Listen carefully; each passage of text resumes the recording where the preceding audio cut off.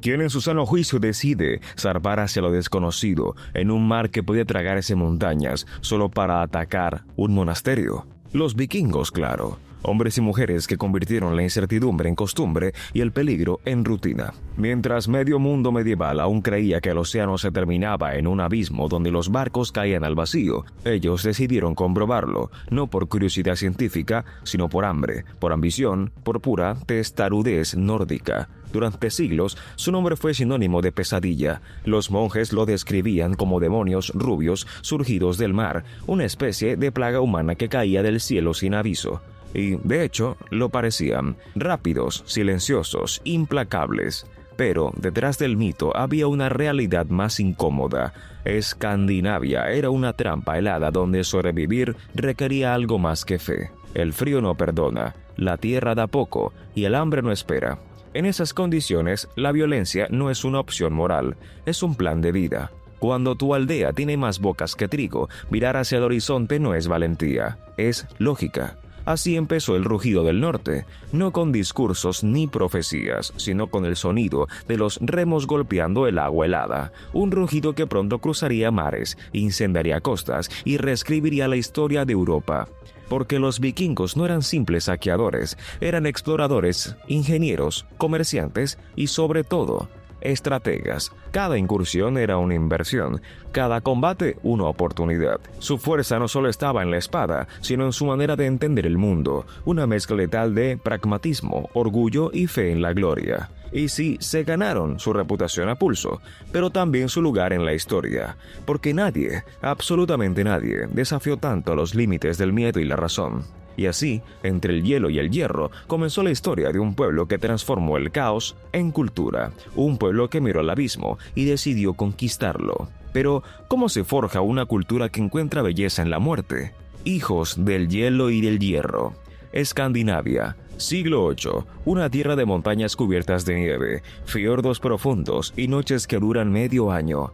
Los vikingos no nacieron feroces, fueron moldeados por su entorno. La pobreza y el aislamiento crearon una sociedad en la que la fuerza no era un lujo, sino una moneda. La estructura social era simple y brutal. Jefes, guerreros y esclavos. No había espacio para los débiles y mucho menos para la complacencia. Cada invierno era una prueba y cada primavera una oportunidad para conquistar algo mejor. De ahí nació una ética casi empresarial del saqueo. No era vandalismo nórdico, era logística con espadas. Y sí, tenían un sentido práctico impresionante. Mientras el resto de Europa rezaba por sobrevivir, ellos diseñaban barcos que podían navegar ríos, mares y egos con igual precisión.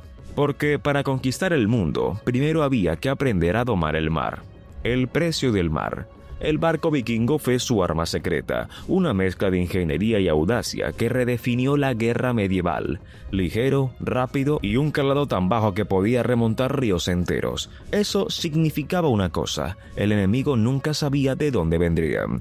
Imagina despertar en tu aldea inglesa y verlos aparecer entre la niebla. No había aviso ni ejército que llegara a tiempo, solo el sonido de los cuernos y el choque del acero. Los vikingos convirtieron la movilidad en terror. Pero cada travesía tenía su precio, no solo en vidas, sino en equilibrio. Cuanto más lejos llegaban, más difícil era mantener la unidad entre clanes. El mar, su mejor aliado, también sembró la semilla de su fragmentación. Y mientras el hierro se templaba en sangre, en casa los dioses observaban y exigían más. Los dioses y la sangre. Para entender la mente vikinga hay que entender su religión, una mezcla de misticismo, fatalismo y pragmatismo brutal. Odín, el dios de la sabiduría, sacrificó su propio ojo por conocimiento.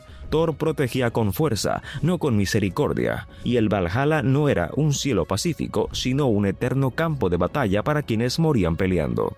Morir con honor no era poesía, era contrato social. Un vikingo no temía a la muerte, la negociaba. Por eso sus enemigos no podían comprenderlos. ¿Cómo se intimida a alguien que ansía morir peleando? Sin embargo, ese mismo ideal de gloria eterna tuvo un efecto secundario. Convirtió la violencia en religión. Cada conquista debía honrar a los dioses, y cada fracaso también. Y claro, cuando mezclas fe con ambición, el resultado no suele ser paz. Saqueos con propósito.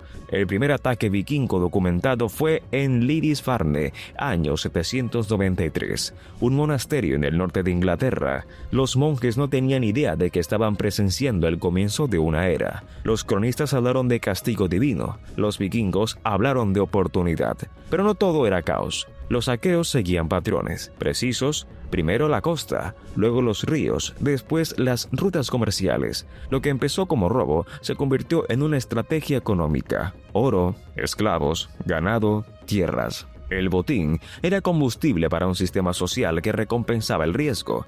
Y aunque suena cruel, en un mundo donde la ley era un lujo, la fuerza era la única justicia.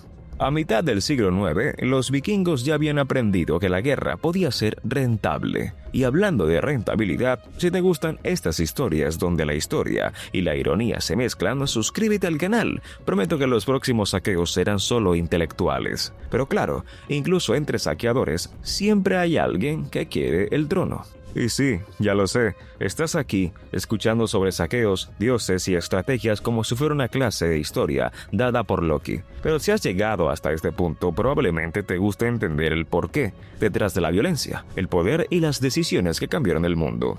Así que, haz lo que todo buen estratega haría. Suscríbete, no por impulso, sino por estrategia, porque en este canal no contamos batallas, las analizamos. Y lo que viene a continuación, la lucha por el poder dentro del propio mundo vikingo, merece tu atención. Reyes sin corona. Los vikingos no tenían un imperio unificado. Tenían líderes, algunos carismáticos, otros sanguinarios. Cada expedición era una empresa familiar, con jefes locales que actuaban más como CEO que como reyes, pero cuando los botines crecieron, también lo hicieron los egos. Así nacieron las tensiones internas, clanes contra clanes, hermanos contra hermanos. La ambición era contagiosa, y mientras unos fundaban colonias en Irlanda o Francia, otros decidían que el enemigo estaba más cerca de casa. De ese caos surgieron figuras legendarias como Ragnar Lodbrok, cuyo nombre aún provoca debates entre historiadores. ¿Héroe real o construcción política? Tal vez ambas. Lo cierto es que, en un mundo sin reyes absolutos, cada espada podía cambiar la historia. Y pronto, esa historia se escribiría con fuego al sur. El fuego llega al sur.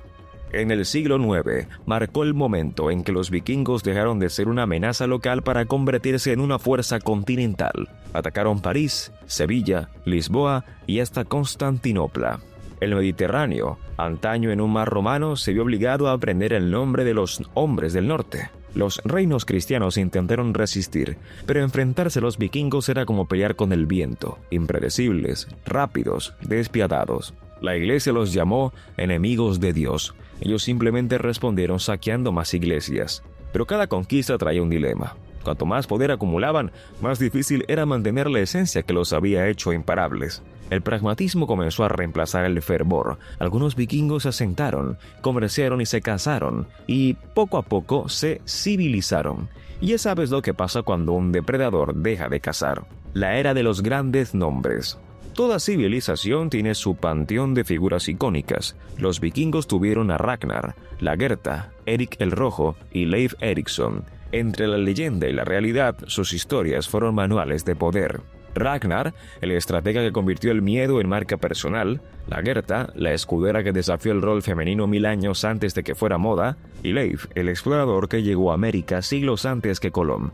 Pero detrás de las gestas había algo más interesante, un código moral propio. No eran simples saqueadores, sino arquitectos de una nueva mentalidad, audaz, individualista y sin remordimientos. Ese espíritu, curiosamente, fue lo que los condenó, porque una cultura que idolatra la independencia rara vez sobrevive a la centralización. Y sí, eso suena familiar incluso hoy, el ocaso de los lobos.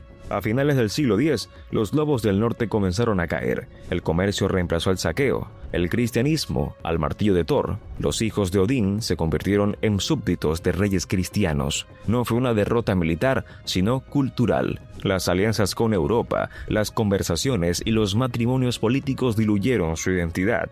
El fuego que había encendido el norte se apagó lentamente bajo el hielo de la diplomacia. Y, como en toda gran historia, los héroes se volvieron leyenda y las leyendas marketing medieval. Pero su sombra no desapareció. De hecho, aún hoy sigue recordándonos una verdad incómoda. La civilización siempre nace del filo de la espada. Así que, si has llegado hasta aquí, suscríbete, no por obligación, sino porque la historia merece contarse sin filtros. Queda una última parte, la más importante: el eco eterno del norte. Los vikingos desaparecieron, pero nunca se fueron. Su ADN está en los apellidos, su mitología en las películas, su mentalidad en la idea moderna de libertad. Su legado no fue solo conquista, sino identidad. Enseñaron que el poder no se hereda, se toma, que la fe no se impone, se vive, y que morir por algo puede ser, en ciertas circunstancias, la forma más intensa de vivir. Hoy los recordamos con admiración y miedo, no por sus barcos ni por sus hachas, sino porque representaron lo que la humanidad rara vez admite, que la guerra y la ambición son tan humanas como la paz y el amor. Y en ese espejo del norte, todos seguimos viéndonos un poco. Así que, si este viaje te dejó pensando, deja tu me gusta, suscríbete y sigue explorando conmigo las sombras y las luces de nuestra historia, porque entender el pasado no es nostalgia, es supervivencia. Gracias por llegar hasta el final. Nos escuchamos en el próximo episodio, si aún te queda valor para enfrentarte a otra verdad incómoda.